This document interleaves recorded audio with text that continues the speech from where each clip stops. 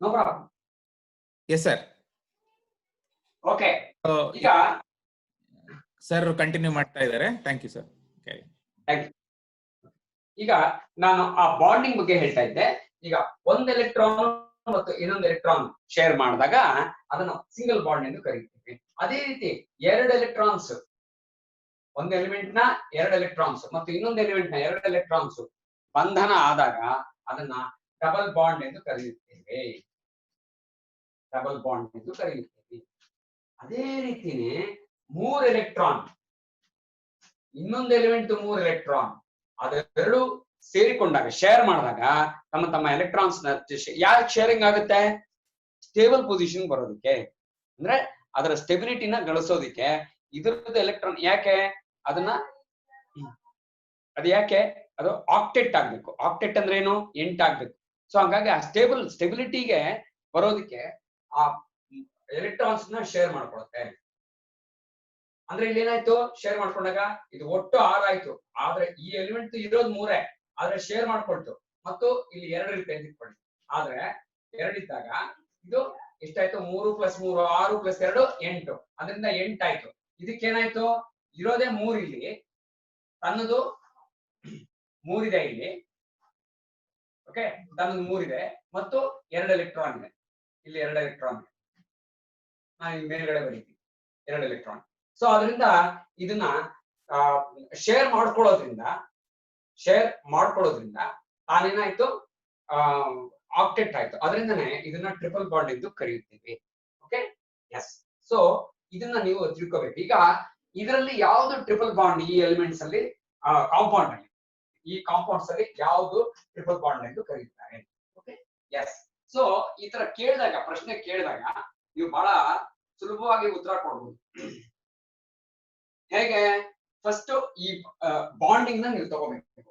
Okay, ನಾನು ತೋರಿಸ್ಕೊಡ್ತೀನಿ. ಬಹಳ ಸಿಂಪಲ್. ಓಕೆ, C2H6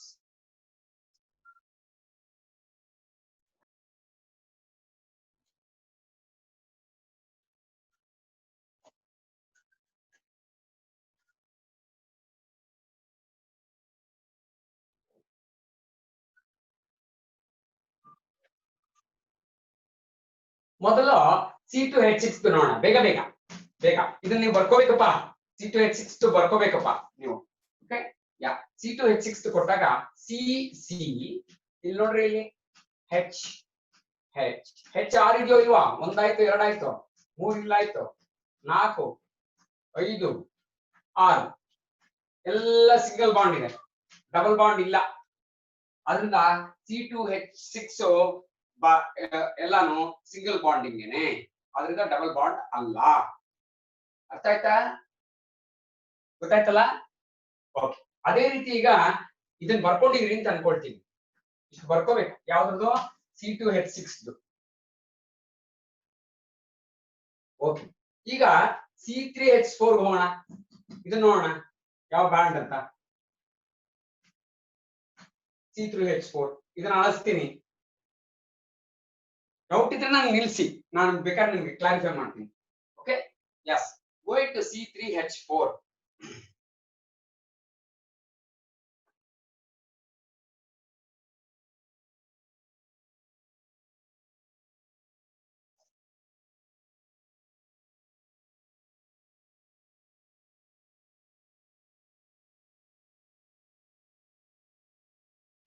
ಬರ್ಕೋಬೇಕು ನೀವು. ಸಿ ಇಲ್ಲಿ ಎಷ್ಟಿದೆ? 4 ಇದೆ. ಅದರಿಂದ 3 ಇಲ್ಲೇ ಬಂತು ಮತ್ತು ಇಲ್ಲಿ ಸಿ ಬಂದು 3 ಇದೆ. ಆದ್ರೆ ಇಲ್ಲಿ 1 ನಾವು ನೋಡ್ತಾ ಇದ್ದೀವಿ ಶೇರ್ ಆಗಿರೋದು. ಅದರಿಂದ ಏನಾಗುತ್ತೆ? ನೆಕ್ಸ್ಟ್ ಇನ್ನೊಂದು ಶೇರ್ ಆಗುತ್ತದೆ. ಇನ್ನೊಂದು ಶೇರ್ ಆಗ್ಬಿಟ್ಟು ಇಲ್ಲಿ 1 ಶೇರ್ ಆದಾಗ ಇಲ್ಲಿ ಕಾರ್ಬನ್ ಯಾವಾಗ್ಲೂ ಟ್ರಿಪಲ್ ಬಾಂಡ್ ಆಗುತ್ತದೆ. ಕಾರ್ಬನ್ ಯಾವಾಗಲೂ ಏನಾಗುತ್ತದೆ? ಟ್ರಿಪಲ್ ಬಾಂಡ್ ಆಗುತ್ತದೆ. ಆದ್ರಿಂದ ಈ ರೀತಿ ನೀವು ಎಲೆಕ್ಟ್ರಾನ್ ಕನ್ಫಿಗರೇಷನ್ ಎಂದು ಕರೆಯುತ್ತೇವೆ. ಈ ತರ ಕನ್ಫಿಗರೇಷನ್ ಆಗುತ್ತದೆ. ನೋಡ್ರಿ, ಕ್ಲೀನಾಗಿ ಬರ್ಕೊಡ್ರಿ. ಸೊ ಇಲ್ಲಿ ಟ್ರಿಪಲ್ ಬಾಂಡ್ ಇದೆ. C3H4 ಟ್ರಿಪಲ್ ಬಾಂಡ್ ಮಾಡಿದೆ. C3H4 triple bond. ಆದ್ರಿಂದ ಇದು ಸರಿಯಾದ ಉತ್ತರ. ಇನ್ ಮಿಕ್ಕಿದ್ ಯಾವುದು ಆಗುವುದಿಲ್ಲ. ನಿಮಗೆ ಬೇಕು ಅಂದ್ರೆ ಇದ್ರ ಬಾಂಡಿಂಗ್ ಬರೆಸ್ಬಿಡ್ತೀನಿ ನಿಮ್ಮ ಅನುಕೂಲಕ್ಕೆ. ಆದ್ರೆ ಆನ್ಸರ್ ಏನು? ಬಿ. Answer is B. ಯಾಕೆ? ಇಲ್ಲಿ ಟ್ರಿಪಲ್ ಬಾಂಡ್ ಆಗಿದೆ. ಸಿ ಮತ್ತು ಸಿ ಟ್ರಿಪಲ್ ಬಾಂಡ್ ಆಗಿದೆ.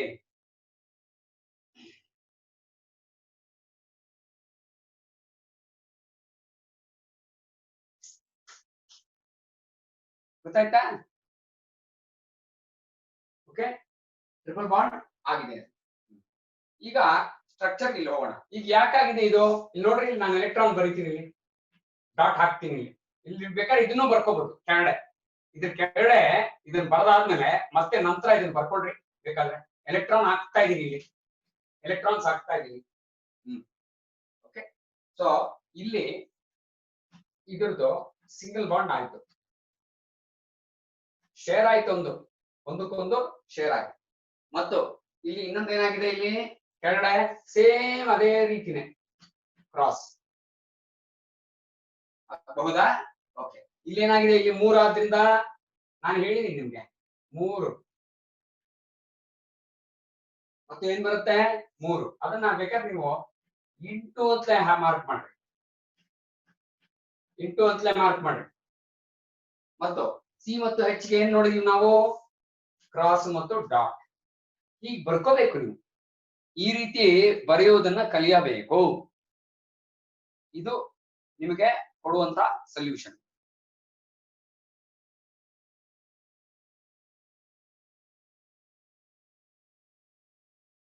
I hope it is clear. I hope it is clear. ಇಲ್ಲಿ ನೋಡ್ಕೊಳ್ರಿ, ಇಲ್ಲಿ 1 2 3 4 5 6 7 8. ಸೊ 8 ಆಯ್ತು. ಇದಕ್ಕೆ ಇಲ್ಲೂ ಅಷ್ಟೇ. ಇಲ್ಲೇನಾಗಿದೆ, ಹೈಡ್ರೋಜನ್ ಯಾವಾಗ್ಲೂ ಹೈಡ್ರೋಜನ್ಗೆ ಬಾಂಡ್ ಅದು ಆರ್ಬಿಟಲ್ ಎಷ್ಟಿರುತ್ತೆ? 2 ಇರುತ್ತೆ ಅಷ್ಟೇನೆ, 2 ಎಲೆಕ್ಟ್ರಾನ್. ಹೈಡ್ರೋಜನ್ ಒಂದಾದ್ರೂ ಕೂಡ ನಮ್ಗೆ ಇಲ್ಲಿ ಕಂಬೈನ್ ಶೇರಿಂಗ್ ಮಾಡ್ಬೇಕಾದ್ರೆ ಅದಕ್ಕೆ ಯಾವುದೇ ಅಡ್ಡಿ ಆತಂಕ ಇಲ್ಲ, ಶೇರ್ ಮಾಡುತ್ತೆ. ಅದಕ್ಕೆ ಯಾವಾಗ್ಲೂ ಕಾರ್ಬನ್ ಹೈಡ್ರೋಜನ್ ಆರ್ಗ್ಯಾನಿಕ್ ಕೆಮಿಸ್ಟ್ರಿ ಬಹಳ ಮಾಲಿಕ್ ಕಾಂಪೌಂಡ್ಸ್ ಆಗುತ್ತದೆ. ಅದಕ್ಕೆ ಸಪರೇಟ್ ಆಗಿ ಆರ್ಗ್ಯಾನಿಕ್ ಕೆಮಿಸ್ಟ್ರಿ ಎಂದು ಕರೆಯುತ್ತೇವೆ. ಅದೇ ರೀತಿನೇ ಇಲ್ಲಿ ನೋಡ್ರಿ, ಶೇರ್ ಮಾಡಿರೋದು. ಓಕೆ, ಸೊ ಇಲ್ಲಿ ತಾಪತ್ರೆ ಇಲ್ಲ, ಇಲ್ಲೂ ಸಿಂಗಲ್ ಬಾಂಡ್ ಬಂತು, ಈ 3 ಸಿಂಗಲ್ ಬಾಂಡ್ ಹೀಗೆ ಬರುತ್ತೆ. ಅದರಿಂದ C3H4 ಟ್ರಿಪಲ್ ಬಾಂಡ್ ಮಾಡ್ತು. 1 2 3 ಟ್ರಿಪಲ್ ಬಾಂಡ್ ಆಗಿದೆ. ಸರ್ C3H6 ಹೇಗಾಗಲ್ಲ ಸರ್? ನಾನು ತೋರಿಸ್ಲಾ? C3H6 ತೋರಿಸ್ತೇನೆ, ಬರ್ಕೊಡ್ರಿ. C3H6 ಬರ್ಕೊಡ್ರಿ. ಇವಾಗ ಇದು ಅಳಿಸ್ತೀನಿ, ಇಲ್ಲಿ ಸಿ ಎಂದು ಬರೆಯುತ್ತೇನೆ. ಬೇಗ ಬೇಗ ನೀವೆಲ್ಲ ಬಹಳ ಬೇಗ ಬರ್ಕೊಳ್ಳುವಂತ ಹುಡುಗರು. C3H6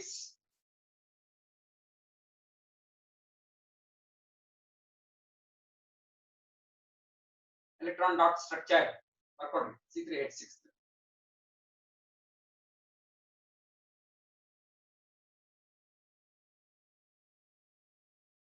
ಓಕೆ, ಇದನ್ನ ಪ್ರೊಪೀನ್ ಎಂದು ಕೂಡ ಕರೆಯುತ್ತಾರೆ.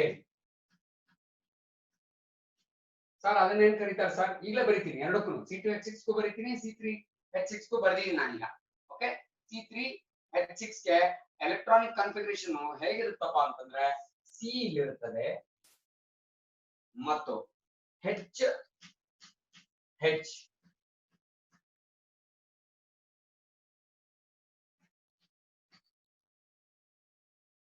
ಮತ್ತು ಸಿ H6 ಇದೆ ಇಲ್ಲಿ. ಅದರಿಂದ ನೀವು ಇಲ್ಲಿ ಬರೆಯೋದನ್ನ ಮರಿಬಾರ್ದು. 1 H ಇಲ್ಲಿ ಮತ್ತು 1 H ಇಲ್ಲಿ ಎಣಿಸ್ರಿ. ಇಲ್ಲಿ 1 2 3 4 5 6 H6 ಆಯ್ತು, 3 C ಗಳಾಯ್ತು. ಇಲ್ಲೇನಿದೆ? ಡಬಲ್ ಬಾಂಡ್ ಇದೆ. ಅದರಿಂದ ಅದು ಟ್ರಿಪಲ್ ಬಾಂಡ್ ಅಲ್ಲ, ಟ್ರಿಪಲ್ ಬಾಂಡ್ ಅಲ್ಲ. ಸ್ಟ್ರಕ್ಚರ್ ಕರೆಕ್ಟ್ ಇದೆ, ಆದ್ರೆ ಇದು ಟ್ರಿಪಲ್ ಬಾಂಡ್ ಅವ್ರು ಕೇಳ್ತಾ ಇರೋದು ಕೊಟ್ಟಿರುವುದರಲ್ಲಿ ಟ್ರಿಪಲ್ ಬಾಂಡ್ ಯಾವುದು ಅಂತ. ಇದು ಟ್ರಿಪಲ್ ಬಾಂಡ್ ಅಲ್ಲ. ಮುಂದಕ್ಕೆ ಹೋಗೋಣ ಬೇಗ. Okay, yes. ಈಗ ನಮಗೆ ಲಾಸ್ಟ್ ಒನ್ C3H8 ಇಲ್ಲ ಅಳಿಸ್ತೀನಿ, ಇಲ್ಲಿ 8 ಅಂತ ಹಾಕ್ತೀನಿ. ಓಕೆ, ಇಲ್ಲಿ ಡಿ ಎಂದು ಮಾಡುತ್ತೇನೆ. ಬೇಗ ಮಾಡ್ಕೋಬೇಕು, ಯಾಕಂದ್ರೆ ಕೆಮಿಸ್ಟ್ರಿ ಒಂದಿರುತ್ತೆ, ಆಮೇಲೆ ಮುಂದಕ್ಕೆ ಹೋಗ್ಬೋದು. ಓಕೆ, C3H8 ಈ ಸ್ಟ್ರಕ್ಚರ್ ನಾವು ಇದರ ಲೆವಿ ಸ್ಟ್ರಕ್ಚರ್ ಎಂದು ಕೂಡ ಕರೆಯುತ್ತೇವೆ. ಲೆವಿ ಸ್ಟ್ರಕ್ಚರ್ ಲೆವಿ ಅನ್ನೋರು ಕೆಮಿಸ್ಟ್ರಿ ಸೈಂಟಿಸ್ಟ್. ಅದನ್ನ ಎಸ್ ಸೈಲೆಂಟ್ ಅಂತ ಇಟ್ಟಿರ್ತೀವಿ. ಅದನ್ನ ಸ್ಪೆಲ್ ಮಾಡ್ಬೇಕಾದ್ರೆ ಲೆವಿ ಅಂತ ಕರೆಯೋದು, ಲೆವಿಸ್ ಅಂತ ಕರೆಯಲ್ಲ. ಓಕೆ, ಈಗ ಡಿ ನೋಡ್ತಾ ಇದೀವಿ. C3H8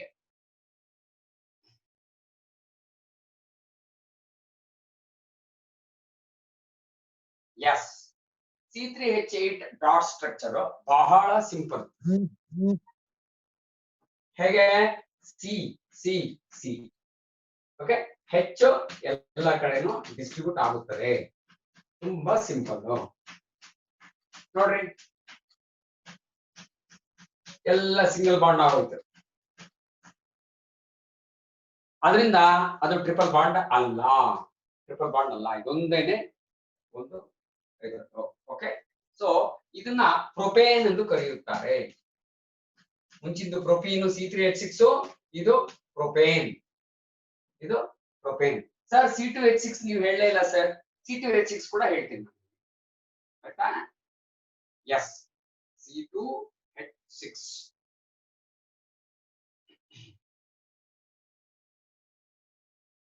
ethane. C2H6 ಏನ್ ಕರೀತೇವೆ? ಈಥೇನ್ ಎಂದು ಕರೆಯುತ್ತೇವೆ. ಸೊ ಈಥೇನ್ ಟ್ರಿಪಲ್ ಬಾಂಡ್ ಅಲ್ಲ. ಸರ್ C3H4 ಏನ್ ಸರ್ ಹಾಗಾದ್ರೆ? ನೀವು ಅದನ್ನ ನಮ್ಗೆ ಹೇಳಲೇ ಇಲ್ಲ ಸರ್. ನೀವು C3H4 ಹೇಳ್ತೇನೆ ನೋಡ್ರಿ.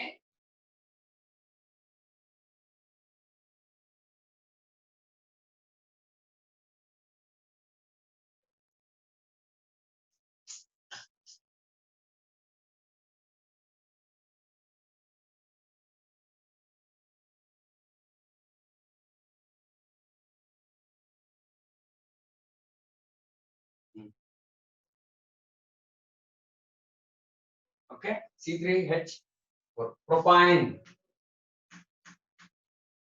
ಪ್ರೊಪೈನ್ ಎಂದು ಕರೆಯುತ್ತಾರೆ.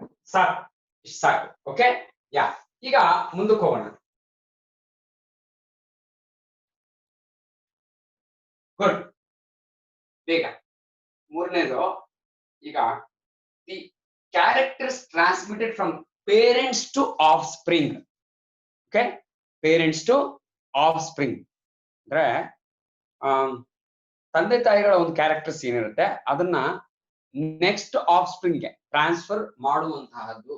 Okay, transmitted. Are present in dash. ಯಾವ್ದ್ರಲ್ಲಿ ಇರುತ್ತೆ? ನಾರ್ಮಲಿ ಅದು ಜೀನ್ಸ್ ಅಲ್ಲಿ ಇರುತ್ತದೆ. ಪ್ರಶ್ನೆ ಜೀನ್ಸ್ ಅಲ್ಲಿ. ಆಪ್ಷನ್ ಕೊಟ್ಟಿದ್ದಾರೆ, 4 ಆಪ್ಷನ್ ಕೊಟ್ಟಿದ್ದಾರೆ. ಸೈಟೋಪ್ಲಾಸಮ್, ರೈಬೋಸೋಮ್ಸ್ ಮತ್ತು ಗಾಲ್ಗೈ ಕಾಂಪ್ಲೆಕ್ಸ್, ಜೀನ್ಸ್ ಅಂತ 4 ಕೊಟ್ಟಿದ್ದಾರೆ. ಅದರಲ್ಲಿ ಜೀನ್ಸ್ ಜೆನೆಟಿಕ್, ವಂಶ ಪಾರಂಪರ್ಯವಾಗಿ ಬರುವಂತದ್ದು ಕ್ಯಾರೆಕ್ಟರ್ಸ್, ಅದು ಜೆನೆಟಿಕ್ ಇಂದ, ಜೀನ್ಸ್ ಇಂದ ಅನ್ನೋದನ್ನ ನೀವು ತಿಳಿದುಕೊಳ್ಳಬೇಕು. ಓಕೆ, ಈಗ ಬೇಗ 7ನೇ ಪ್ರಶ್ನೆ. What is that instrument which can detect the presence of electric current in a circuit? ಒಂದು ಯಾವುದೋ ಸರ್ಕ್ಯೂಟ್ ಇದೆ. ಓಕೆ, ಯಾವುದೋ ಇನ್ಸ್ಟ್ರೂಮೆಂಟ್ ಕನೆಕ್ಟ್ ಮಾಡಿದೀವಿ, ಆಯ್ತಾ?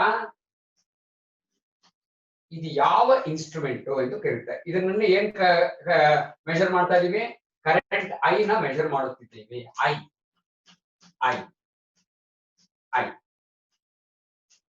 ಕ್ಲೋಸ್ ಮಾಡಿದ್ವಿ, ಕೀ ಅಂತ ಇಟ್ಕೊಳ್ಳಿ. ಮಾಡಿದಾಗ ಇದು ಅಳತೆ ಮಾಡುವಂತಹ, ಮಾಪನ ಮಾಡುವಂತಹ ಇನ್ಸ್ಟ್ರೂಮೆಂಟ್ ಯಾವುದು? ಓಕೆ, ಕರೆಂಟ್ ನ ಮಾಪನ ಮಾಡುವಂತಹ ಇನ್ಸ್ಟ್ರೂಮೆಂಟ್ ಯಾವುದು? ವಿದ್ಯುತ್ ಪ್ರಸರಣವನ್ನ ಮಾಪನ ಮಾಡುವಂತಹ ಇನ್ಸ್ಟ್ರೂಮೆಂಟ್ ಯಾವುದು? ವಿದ್ಯುತ್ ಅಲ್ಲಿ ಏನೋ ಕರೆಂಟ್ ಮಾಪನ ಮಾಡುವಂತಹ ಇನ್ಸ್ಟ್ರೂಮೆಂಟ್ ಯಾವುದು ಅಂತ 4 ಆಪ್ಷನ್ ಕೊಟ್ಟಿದ್ದಾರೆ. ಬಹಳ ಸಿಂಪಲ್ ಆಗಿ, galvanometer, motor, generator, none of the above. Okay, none of the above. ನಾನು ಹೇಳಿದೆ ಪ್ರೆಸೆನ್ಸ್ ಆಫ್ ಅಂತ ಹೇಳಿದೆ, presence of the electric current. Presence of electric current ತುಂಬಾ ಹುಷಾರಾಗಿರ್ಬೇಕಪ್ಪ. ಇಲ್ಲಿ ಪ್ರೆಸೆನ್ಸ್ ಆಫ್ ಎಲೆಕ್ಟ್ರಿಕ್ ಕರೆಂಟ್ ಅಂತ ಕೊಟ್ಟಾಗ ಗ್ಯಾಲ್ವನೋಮೀಟರ್ ಜಿ ಅನ್ನೋದನ್ನ ಜ್ಞಾಪಕ ಇಟ್ಕೊಳ್ಳಬೇಕು. ಆಮೀಟರ್ ಇದೆ. ಆಮೀಟರ್ ಏನ್ ಮಾಡುತ್ತೆ? ಅದರ ಅಂಶದ, ನಮ್ಮ ಕರೆಂಟ್ ನ ಅಂಶದ ಎಷ್ಟಿದೆ ಆಂಪ್ಸ್ ಅನ್ನೋದನ್ನ ತೋರಿಸುತ್ತೆ. ಮ್ಯಾಗ್ನಿಟ್ಯೂಡ್ ಎಷ್ಟಿದೆ ಅನ್ನೋದು ತೋರಿಸುತ್ತೆ. ಆದ್ರೆ ಗ್ಯಾಲ್ವನೋಮೀಟರ್ ಏನ್ ತೋರಿಸುತ್ತೆ? ಎಷ್ಟು ಅಂತ ತೋರಿಸಲ್ಲ, ಇದೆ ಅನ್ನೋದು ತೋರಿಸುತ್ತೆ. ಕರೆಂಟ್ ಉತ್ಪನ್ನ ಆಗ್ತಾ ಇದೆ ಸರ್ಕ್ಯೂಟ್ ಅಲ್ಲಿ ಪಾಸ್ ಆಗ್ತಾ ಇದೆ ಅನ್ನೋದನ್ನ ತೋರಿಸುತ್ತೆ ಗ್ಯಾಲೋನೋಮೀಟರ್. ಎರಡು ಇನ್ಸ್ಟ್ರೂಮೆಂಟ್ ವ್ಯತ್ಯಾಸ ಇಷ್ಟೇ. ಓಕೆ, ಆಮೀಟರ್ ಏನ್ ತೋರಿಸುತ್ತೆ, ಎಷ್ಟಿದೆ, 1 ಆಂಪ್ ಇದೆಯಾ 2 ಆಂಪ್ ಇದೆಯಾ ಎಷ್ಟು ಅನ್ನೋದನ್ನ ಮೀಟರ್ ತೋರಿಸುತ್ತೆ. ಆದ್ರೆ ಗ್ಯಾಲೋಮೀಟರ್ ಅದರಲ್ಲಿ ನಮ್ ಕರೆಂಟ್ ಪಾಸ್ ಆಗ್ತಾ ಇದೆಯಾ ಇಲ್ವಾ ಅನ್ನೋದನ್ನ ಅದನ್ನ ತೋರಿಸುವಂತಹ ಒಂದು ಪ್ರಮಾಣವನ್ನು ಪ್ರಮಾಣ ತೋರಿಸೋದು ಆಮೀಟರ್ ಎಷ್ಟು ಪ್ರಮಾಣದಲ್ಲಿದೆ ಅಂತ. ನಮ್ಮ ಗ್ಯಾಲೋಮೀಟರ್ ಏನ್ ತೋರಿಸುತ್ತೆ, ಅದರಲ್ಲಿ ಉತ್ಪತ್ತಿ ಆಗಿ ಸರ್ಕ್ಯೂಟ್ ಅಲ್ಲಿ ಪಾಸ್ ಆಗ್ತಾ ಇದೆ ಅನ್ನೋದು galvanometer. Okay, so galvanometer is the answer. ಅಲ್ಲಿ 4 ಆಪ್ಷನ್ ಕೊಟ್ಟಿದ್ದಾರೆ. ನಿಮ್ಗೆ ಆಪ್ಷನ್ ಹೇಳ್ಬಿಡ್ತೀನಿ, ನೀವು ತಲೆ ಕೆಡಿಸ್ಕೋಬೇಡಿ. 4 ಆಪ್ಷನ್ ಕೊಟ್ಟಿದ್ದಾರೆ, ಅದೆಲ್ಲ ತಪ್ಪು. ಯಾವ್ದಾದ್ರು ಮೋಟಾರ್ ಅಂತ ಕೊಟ್ಟಿದ್ದಾರೆ, ಅಲ್ಲ. ಮೋಟಾರ್ ಯಾವಾಗ್ಲೂ ಏನದು electrical energy to mechanical energy. Motor ಏನು ಎಲೆಕ್ಟ್ರಿಕಲ್ ಎನರ್ಜಿ ಮೆಕ್ಯಾನಿಕಲ್ ಎನರ್ಜಿಯಾಗಿ ಕನ್ವರ್ಟ್ ಆಗುತ್ತದೆ. ಮತ್ತು ಜನರೇಟರ್ ಏನು, ಜನರೇಟರ್ ಕೆಲಸ ಏನು, mechanical energy, okay, or solar energy, or kinetic energy ಅಂದ್ರೆ water hydel electric kinetic energy will be converted to electrical energy.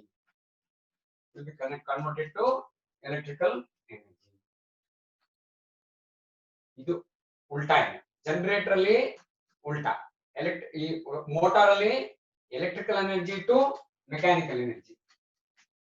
ಗಿರಣಿ ಇದ್ರಲ್ಲೆಲ್ಲ ನಾವು ನೋಡಲ್ವೇ, ಗಿರಣಿನಲ್ಲಿ ಹೋದ್ರೆ ನಾವ್ ಏನ್ ಮಾಡ್ತೀವಿ, ಅಕ್ಕಿ ಹಾಕ್ತಿವಿ, ಅಲ್ಲಿ ಏನಾಗುತ್ತೆ, ಸ್ವಿಚ್ ಆನ್ ಮಾಡ್ತಾನೆ, ಅದೇನಾಗಿದೆ ಎಲೆಕ್ಟ್ರಿಸಿಟಿ ಪಾಸ್ ಆಗಿ ಮೋಟರ್ ನ ರನ್ ಮಾಡಿ ಶಾಫ್ಟ್ ಇಂದ ಬೆಲ್ಟ್ ಕನೆಕ್ಟ್ ಮಾಡಿರ್ತಾರೆ.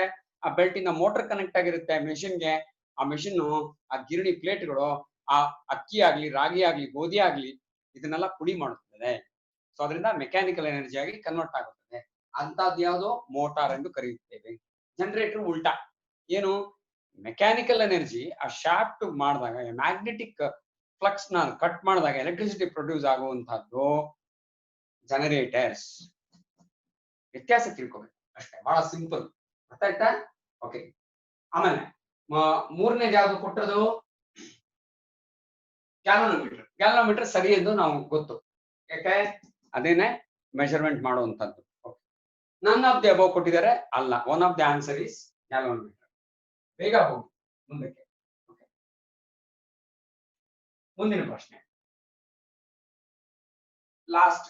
Aluminium is used for making cooking utensils. Okay, which are the following properties of aluminum ಎಂದು ಕೇಳುತ್ತಾನೆ. ಓಕೆ, 8ನೇ ಪ್ರಶ್ನೆ. ಅಲ್ಯೂಮಿನಿಯಂ ಎಲ್ಲಾನು ಕುಕಿಂಗ್ ಗೆ ಯೂಸ್ ಮಾಡುತ್ತೇವೆ. ಓಕೆ, ಆದ್ರಿಂದ ಪ್ರಾಪರ್ಟೀಸ್ ಆಫ್ ಅಲ್ಯೂಮಿನಿಯಂ ಎಂದು ಕೇಳುತ್ತಾನೆ. ಪ್ರಾಪರ್ಟೀಸ್ ಆಫ್ ಅಲ್ಯೂಮಿನಿಯಂ ಅಂತ ಕೇಳ್ಬಿಟ್ಟು ABCD ಅಂತ ಕೊಟ್ಬಿಟ್ಟು ಅಥವಾ 1 2 3 4 4 ಕೊಡ್ತಾರೆ. ಏನದು, good thermal conductivity, good thermal conductivity,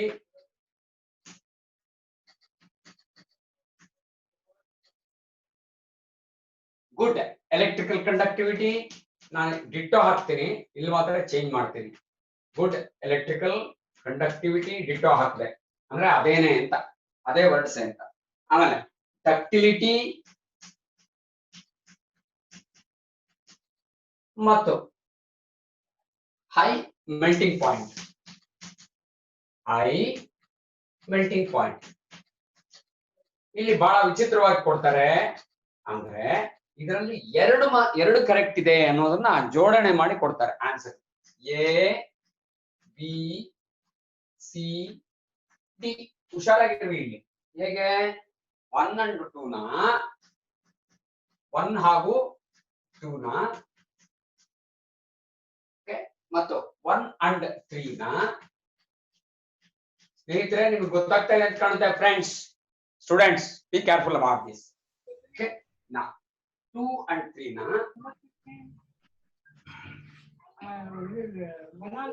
ರಾಗಿ ಹಿಡಿದು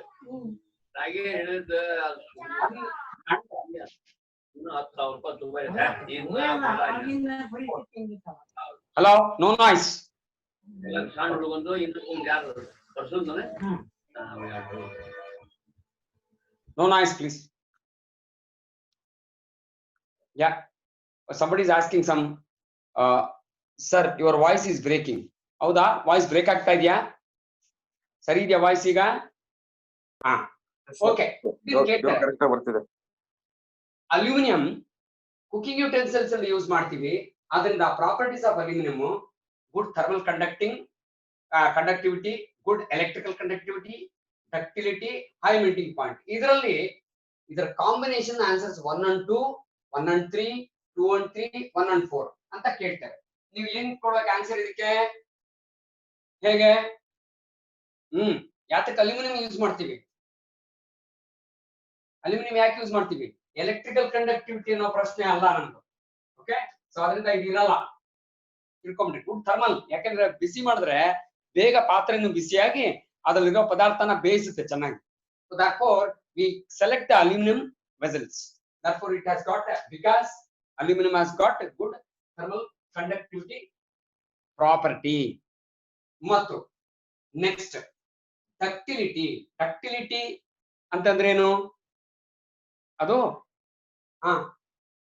ಡಕ್ಟೈಲ್. ಡಕ್ಟಿಲಿಟಿ ಅಂದ್ರೆ ಏನು? ಅದು ಬಹಳ ಬೇಗ ಉದ್ದ ಅಗಲ ಆಗಬಲ್ಲದು ಅನ್ನೋದು. ಆಗುವುದಿಲ್ಲ. ಓಕೆ, ಅಲ್ಯೂಮಿನಿಯಂ ಅದು ಹೀಟ್ ಮಾಡಿದ ತಕ್ಷಣ ಕೆಲವು ಮೆಟಲ್ಸ್ ಇರುತ್ತೆ, ಅದನ್ನ ಮಾಡಿದ್ರೆ ಅದು ಹರಡ್ಕೊಂಡ್ಬಿಡುತ್ತೆ. ಆ ಹೀಟ್ಗೆ ಪ್ಲಾಸ್ಟಿಕ್ ಫಾರ್ ಎಕ್ಸಾಂಪಲ್ ನೀವು ಮಾಡಿದ್ರೆ ಹಿಂಗ್ ಹರಡ್ಕೊಂಡ್ಬಿಡುತ್ತೆ. ಓಕೆ, ಅಲ್ಯೂಮಿನಿಯಂ ಮಾತ್ರ ಆಗುವುದಿಲ್ಲ. ಓಕೆ, ಅದಕ್ಕೆ ಅದನ್ನ ductility and malleability is a chemical property, ಯಾವಾಗಲೂ ತಿಳ್ಕೊಡ್ರಿ. ಓಕೆ, ಡಕ್ಟಿಲಿಟಿ ಅಂಡ್ ಮ್ಯಾಲಿಬಿಲಿಟಿ ಅಂದ್ರೆ ಪದರ ಪದರ ಆಗುವುದು, is called as malleable also, ಅಥವಾ ಥಿನ್ನಾಗಿ ವೈರ್ಸ್ ತರ ಆಗುವುದು. Okay, it's called as ductility. ಎರಡು ಪ್ರಾಪರ್ಟಿನೂ ಯಾವ್ದ್ರಲ್ಲಿ? ಅಲ್ಯೂಮಿನಿಯಂ ನಲ್ಲಿ ಸಾಧ್ಯತೆ ಇಲ್ಲ. ಆದ್ರಿಂದ ಯಾಕಂದ್ರೆ ಅದರಲ್ಲಿ ಅಲಾಯ್ಸ್ ಬೆರೆದಿತ್ತಿರೋದ್ರಿಂದ ಅದ್ರ ಜೋಡಣೆ ಬಹಳ ಬಹಳ ಜೋರಾಗಿರುತ್ತೆ. ಅದರಿಂದ ಅದು ಡಕ್ಟಿಲಿಟಿ ಬರೋದಿಲ್ಲ. ಹೈ ಮೆಲ್ಟಿಂಗ್ ಪಾಯಿಂಟ್, ಅದಕ್ಕೆ ಅಲ್ವಾ ಎಷ್ಟು ಬಿಸಿ ಮಾಡಿದ್ರು ಕೂಡ ತಡ್ಕೊಂಡಿರ್ತದೆ. ನಮಗೆ ಪಾತ್ರೆನಲ್ಲಿ ನಾವು ಇಟ್ಬಿಟ್ಟಿರ್ತೀವಿ, ಮರ್ತು ತಾಯಿ ಏನ್ ಮಾಡ್ತಾರೆ, ಯಾರೋ ಬಂದಿದ್ದಾರೆ ಅಂತ ಮಾತಾಡ್ತಾ ಇರ್ತಾರೆ, ಮರ್ತೋಗ್ಬಿಟ್ಟಿರ್ತಾರೆ. ಇಲ್ಲಿ ಕುದಿತಾ ಇರುತ್ತೆ, ಎಷ್ಟೇ ಕುದ್ರೂ ಅದು ಏನೂ ಆಗೋದಿಲ್ಲ ಪಾತ್ರೆ, ಅನ್ಲೆಸ್ ಸೀದೋಗೋದ್ ಬಿಟ್ಬಿಟ್ರೆ. ಓಕೆ, ಪಾತ್ರೆಗೆ ಏನು ಅಂತ ಏನೂ ಆಗಲ್ಲ. ಬಂದು ನೋಡ್ಕೋತಾರ, ಆಮೇಲೆ ಸ್ಮೆಲ್ ಬರ್ತಾರೆ.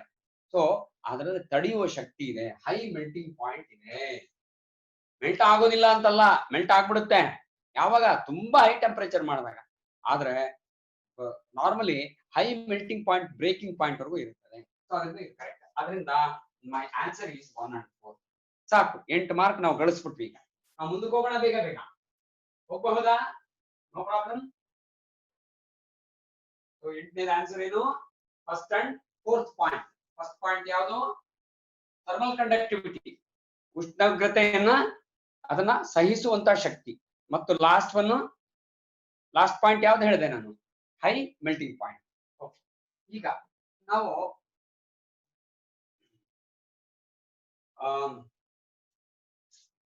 ಓಕೆ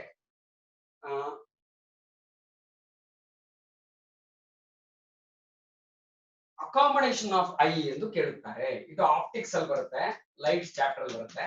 ಅಕಾಮಡೇಷನ್ ಆಫ್ ಐ ಬರ್ಕೋಬೇಕು ನೀವು please. What is accommodation of eye ಅಂತ ಪ್ರಶ್ನೆ ಬರುತ್ತೆ. ಓಕೆ, ಇವೆಲ್ಲ ಬಹುಶಃ ನನಗೆ ಗೊತ್ತಿರೋ ಪ್ರಕಾರ 2 ಮಾರ್ಕ್ಸ್ ಕ್ವೆಶ್ಚನ್ ಅಥವಾ 1 mark question, simple. Okay, 1 mark question. Okay, 1 mark question ಕೊಟ್ರೆ ಏನ್ ಮಾಡ್ಬೇಕು? ಎಬಿಲಿಟಿ ಆಫ್ ದ ಐ ಬರ್ಕೋತಾ ಇರಿ ಅಂತ ಕಾಣುತ್ತೆ. Okay, ability of the I.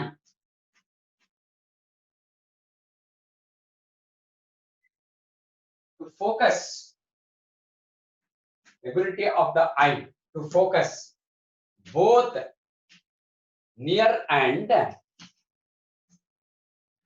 far objects. Near and far objects. ಇವಾಗ ನಾನು ಕ್ಯಾಮೆರಾ ನೋಡ್ತಾ ಇದ್ದೀನಿ, ನಿಮ್ಮನ್ನು ನೋಡ್ತಾ ಇದ್ದೀನಿ. So my eyes ability to see the screen and what is that reflected here in the camera, whether I am able to see that. Okay, and yes, near and far. ತಲೆ ಎತ್ತಿದೆ, ಅಲ್ಲಿ ಕಿಟಕಿ ಇದೆ ನಮ್ಮ ರೂಮ್ ಅಲ್ಲಿ. Okay, ಆ ಕಿಟಕಿ ಹತ್ರ ಯಾರು ಬಂದಿದಾರೋ ಅಥವಾ ಗಾಳಿ ಬರ್ತಾ ಇದೆಯೋ ಡಿಸ್ಟರ್ಬ್ ಆಗ್ತಾ ಇದೆಯೋ ಅಷ್ಟು ಎಲ್ಲಿ ತನಕ ನಾವು ನೋಡಬಲ್ಲೆ that is called as the accommodation of the eye. Okay, that is called as accommodation of the eye. ಕೆಲವರಿಗೆ ವಯಸ್ಸಾಗ್ತಾ ಪೇಪರ್ನ ಹತ್ರ ಇಟ್ಕೊಂಡು ಓದ್ತಾರೆ ಅಥವಾ ವಯಸ್ಸಾದವ್ರು ಕೆಲವರು ದೂರ ಇಟ್ಕೊಂಡು ಓದ್ತಾರೆ. ಓಕೆ, ಫಾರ್ ಪಾಯಿಂಟ್ ಇಂದ ಓದ್ತಾರೆ. ಓಕೆ, ಸೊ ಕೆಲವ್ರಿಗೆ ಏನಾಗುತ್ತೆ ದೂರ ಇರೋದು ಕಾಣೋದಿಲ್ಲ, ಹತ್ರ ತಗೊಂಡ್ಬಂದು ಓದ್ತಾರೆ.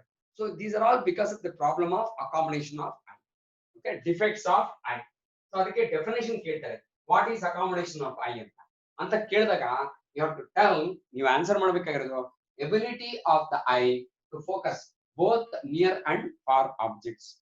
ಹತ್ತಿರ ಮತ್ತು ದೂರದ ವಸ್ತುಗಳನ್ನ ನೋಡುವಂತಹ ಶಕ್ತಿ ಕಣ್ಣುಗಳಿಗೆ ಇರುವುದನ್ನೇ, ಫೋಕಸ್ ಮಾಡುವುದನ್ನೇ ನಾವು ಏನೆಂದು ಕರೆಯುತ್ತೇವೆ?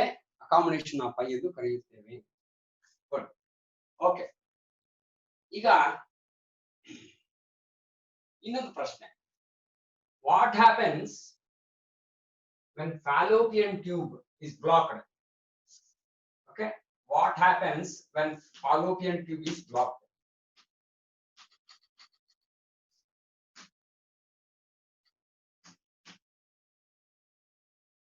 Fallopian tube is blocked. Fallopian tube block ಆದಾಗ ಏನು ಆಗುತ್ತದೆ? ಓಕೆ, ಇದು fallopian tube block ಆದಾಗ, okay, if fallopian tube is blocked, okay, if answer, ಇದು ಪ್ರಶ್ನೆ, question, my answer is this, ಬರ್ಕೋಬೇಕು. If fallopian tube is blocked,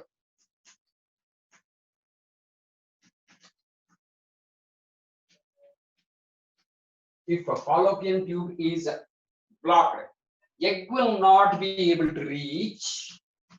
Egg will not be able to reach. Egg will not be able to reach the uterus. See, uterus.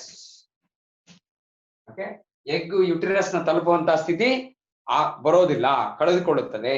Okay, will not be able to reach the uterus. Okay, in such case ಅದರಿಂದ ಏನಾಗುತ್ತೆ? Fertilisation, therefore fertilization will not take place. Therefore fertilization will not take place. Fertilisation ನ ಸಾಧ್ಯತೆ ಇರುವುದಿಲ್ಲ. Okay, ಇರುವುದಿಲ್ಲ. Good. Okay, yes. ಈಗ ಮುಂದಕ್ಕೆ ಹೋಗೋಣ. Next ನಾನು ಹೇಳ್ತಾ ಇದ್ದೀನಿ, ಮಲ್ಟಿಪಲ್ ಚಾಯ್ಸ್ ಕ್ವೆಶ್ಚನ್ಸ್ 8 ಕೊಡ್ತಾರೆ, ABCD ಅಂತ.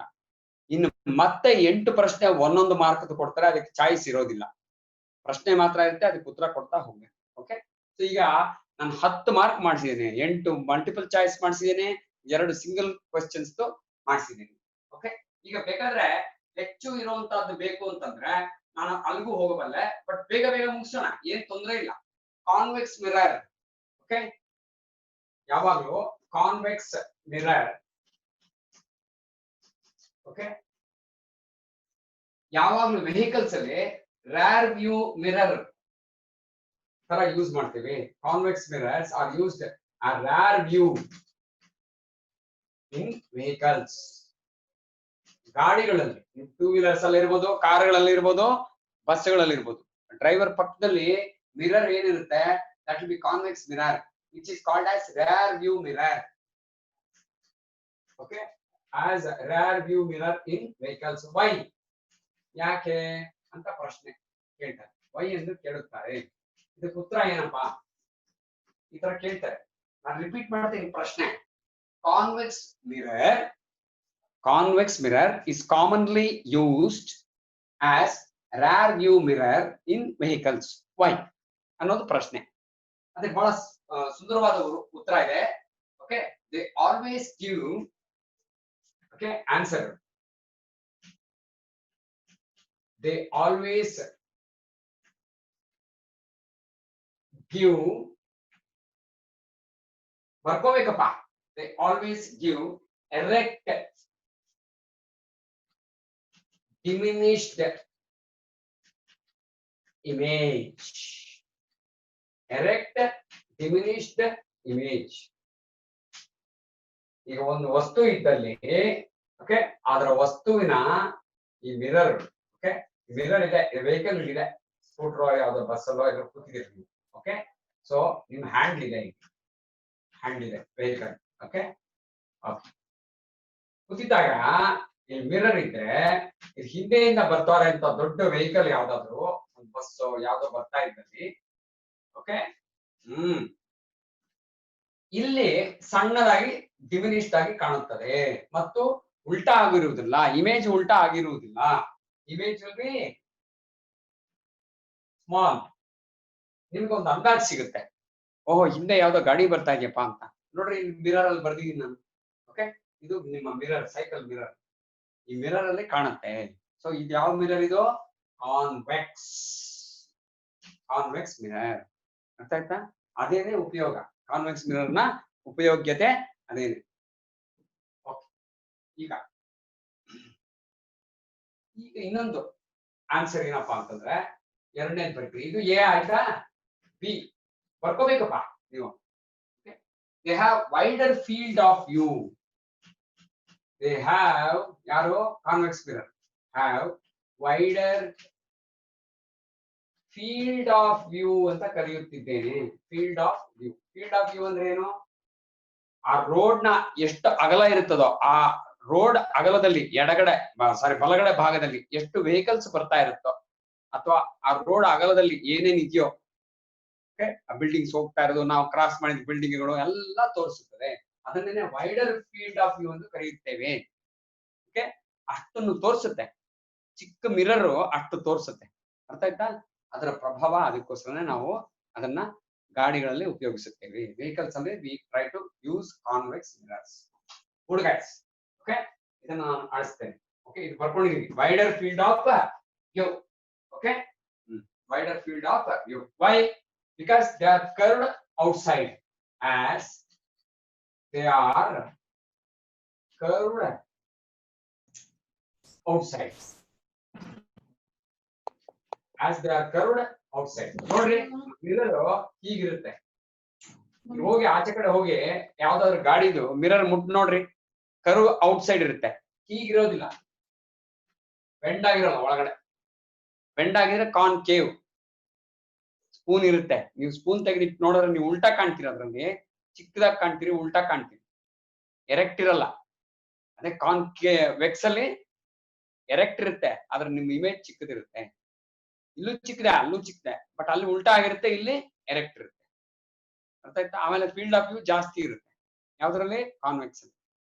ಅರ್ಥ ಆಯ್ತಾ? ಸುಮ್ಮನೆ ಒಂದು ಸ್ಪೂನ್ ಎಕ್ಸಾಂಪಲ್ ಮತ್ತು ನಿಮ್ ಗಾಡಿಗಳ ಎಕ್ಸಾಂಪಲ್ ಹೇಳಿದೆ. ನೀವು ಹೋಗಿ ಆಚೆ ಕಡೆ ನಿಲ್ಸಿರೋ ಗಾಡಿಗಳನ್ನ ನೋಡಿ ಕ್ಲಾಸ್ ಆದ್ಮೇಲೆ ನಿಮ್ಗೆ ಗೊತ್ತಾಗುತ್ತೆ ಕರ್ವ್ಡ್ ಔಟ್ ಸೈಡ್. ಅದ್ಯಾಕೆ ಕಾನ್ವೆಕ್ಸ್? ಯಾತಕ್ಕೆ? 2 ಅಡ್ವಾಂಟೇಜಸ್. ಏನ್ 2 ಅಡ್ವಾಂಟೇಜಸ್? ಎರೆಕ್ಟು ಮತ್ತು ಡಿಮಿನಿಷ್ಡ್, ಚಿಕ್ಕದಾಗಿರುತ್ತೆ. ಬಸ್ ಫುಲ್ ಸೈಜು ಕಾಣಲ್ಲ. ಬಸ್ ಫುಲ್ ಸೈಜ್ ಕಾಣೋದು ಮಿರರ್ ಅಲ್ಲಿ. ಓಕೆ, ಮಿರರ್ ಹಾಕೊಂಡ್ರೆ ನಮಗೆ ಪ್ರಯೋಜನ ಆಗಲ್ಲ. ಫೀಲ್ಡ್ ಆಫ್ ವ್ಯೂನು ಕಡಿಮೆ ಮತ್ತು ಅಷ್ಟು ಬಸ್ ಏನಿರುತ್ತೆ ಫುಲ್ ಬಸ್ ಮಾತ್ರ ಕಾಣುತ್ತೆ ಅಷ್ಟೇ, ಅಥವಾ ಪಕ್ಕದಲ್ಲಿ ಯಾವ ವೆಹಿಕಲ್ ಏನಿರುತ್ತೋ ಅದು ಮಿಕ್ಕಿದೆಲ್ಲ ಬ್ಲಾಕ್ ಆಗುತ್ತೆ. ಆದ್ರೆ ನಿಮ್ಮ ಕಾನ್ವೆಕ್ಸ್ ಮಿರರ್ ಅಲ್ಲೇ ಕಂಪ್ಲೀಟ್ ಕೆಲವು ಸುಮಾರು ಎಲ್ಲ field of view will be more.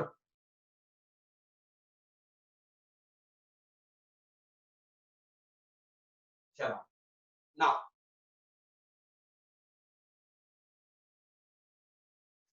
ಕೆಲವು ಪ್ರಶ್ನೆ ಕೇಳ್ತಾರೆ.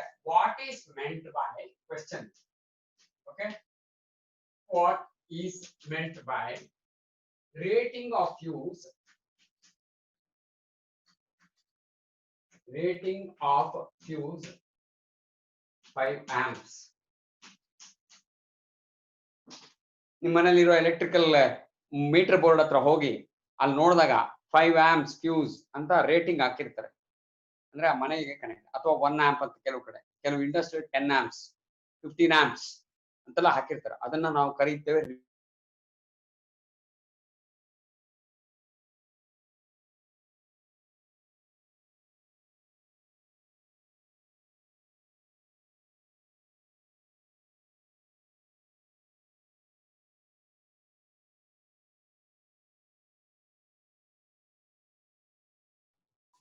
Sir, you are speaking on mute. Vivekananda sir, you are speaking on mute.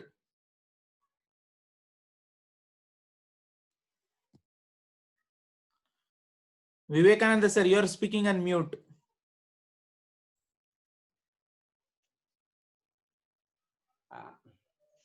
ಕ್ಷಮಿಸಬೇಕು, there was one call from another professor, RK sir. Okay, now Okay. Sir, in ನಿಮಿಷದಲ್ಲಿ ಇದು ಮತ್ತೆ cut ಆಗಿ rejoin ಆಗುತ್ತೆ. Just no problem, you can reconnect me, no problem. Okay, anybody any doubt? Yeah, somebody has asked a doubt. What is this? There will be another break in this session by 30. Yes sir, no problem. Good. ಈಗ ಈ ತರ ನಾನು ಕೇಳಿದೆ, fuse 5 amps ಅಂತ, rating ಅಂದ್ರೆ ಅದರ ಅರ್ಥವೇನು, what is meant by it ಅಂತ. ಓಕೆ, ಸೊ ದಿಸ್ 5 amps ಅಂತ ಕರೆಯೋದು ಯಾಕೆ ಅಂತಂದ್ರೆ, ಓಕೆ, ಯಾವುದೇ ಸರ್ಕ್ಯೂಟ್ ಅಲ್ಲಿ, ಮನೆಯ ಸರ್ಕ್ಯೂಟ್ ಅಲ್ಲಿ, ಓಕೆ, ಮನೆ ಸರ್ಕ್ಯೂಟ್ ಇದು ಎಲೆಕ್ಟ್ರಿಕ್ ಪೋಲ್ ಇಂದ ಬರ್ತಾ ಇದೆ, ಪೋಲ್ಸ್ ಇಂದ ಬರ್ತಾ ಇದೆ, ಇದು ಮನೆಗೆ ತಗೊಂಡ್ವಿ. ಓಕೆ, ಮನೆ ಪೋಲ್ ಬಂತು. ಓಕೆ, ಮನೆ ಪೋಲ್ ಬಂದು ಮನೆ ರೋಡ್ಗೆ ಬಂದು ಇದಾಯ್ತು. ಇದು ಹೈ ಟೆನ್ಷನ್ ವೈರ್, ಇಲ್ಲಿ ಟ್ರಾನ್ಸ್ಫಾರ್ಮರ್ ಇರುತ್ತೆ, ಇಲ್ಲಿಂದ ಮನೆಗೆ ತಗೊಂಡಾಗ ಇಲ್ಲಿ ಮೀಟರ್ ಬೋರ್ಡ್ ಹತ್ರ ಬಂತು. ಮೀಟರ್ ಬೋರ್ಡ್ ಹತ್ರ ಬಂದಾಗ ಹೀಗ್ ಬಂದಿದೇನೋ, ಮತ್ತೆ ಈ ವೈರ್ ಹೋಗುತ್ತೆ. ಇಲ್ಲಿ 2 ವೈರ್ ಇರುತ್ತೆ, ಒಂದ್ ವೈರ್ ಈಗ ಹೋಗಿ ಇನ್ನೊಂದು ವೈರ್ ವಾಪಸ್ ಇಲ್ಲಿ ಬರುತ್ತೆ. ಅಂದ್ರೆ 2 ಕನೆಕ್ಷನ್ ಇಲ್ಲೇ ಇರುತ್ತೆ. ಇದು ಬಂದಿದೆ. ಓಕೆ, ಇಲ್ಲಿ ಬಂದಾಗ ಇಲ್ಲಿ ಒಂದು ಫ್ಯೂಸ್ ಹಾಕಿರುತ್ತೇವೆ. ಇಲ್ಲಿ ಫ್ಯೂಸ್ ಹಾಕಿರ್ತೇವೆ. ಮೀಟರ್ ಬೋರ್ಡ್ ಮುಂಚೆನೆ ಫ್ಯೂಸ್ ಅಂತ ಇರುತ್ತೆ. ಓಕೆ, ಯಾಕೆ ಅಂತಂದ್ರೆ ಅದು ಡಿಸ್ಕನೆಕ್ಟ್ ಮಾಡುತ್ತೆ. ಓಕೆ, ಸೊ ಇದು ಮೀಟರ್ ಬೋರ್ಡ್ ಅಂತಂದ್ರೆ ಇದು fuse. Okay, fuse. Okay, so ಇದು ಫ್ಯೂಸ್ ಅಂತ ಕರೀತಾರೆ. ಕ್ಲೀನ್ ಆಗಿ ಬರೀತೇನೆ. Yes, fuse. ಓಕೆ, ಫ್ಯೂಸ್ ನ ಯಾವಾಗ್ಲೂ ಹೀಗೆ ಹಾಕ್ತಾರೆ. ಓಕೆ, ಸೊ ಫ್ಯೂಸ್ ಯಾಕೆ ಅಂತಂದ್ರೆ 5 ಆಂಪ್ ನಿಂದ ಜಾಸ್ತಿ